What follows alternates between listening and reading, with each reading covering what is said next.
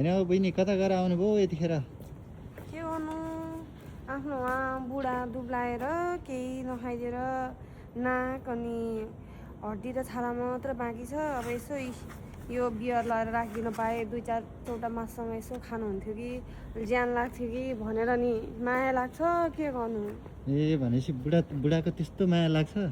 लाग्छ नि। सबजनाले कुटेर हेर नाक मात्र बाँकी छ, हड्डी र छाला मात्र बाँकी छ।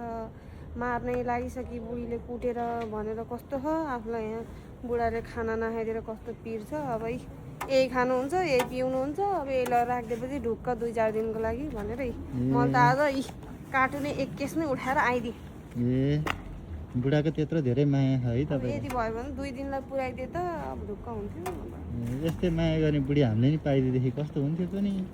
पाइन्न हो क्या? हामीलाई त डाडुले हिर्काउँछन् है, पनिउले हिर्काउँछन्। यस्तै गरी माया गर्ने बुढी, यस्तै बियर सियर किनेर टक्कल राखिदिने बुढी पाए पो बिहे गर्न नि मजा आउँछ। त्यही भएर नि हो कि मलाई बिहे गर्न मन नलागेको चाहिँ। यहाँ नगर्नु, यहाँ बुढालाई सरप्राइज दिनको लागि हो।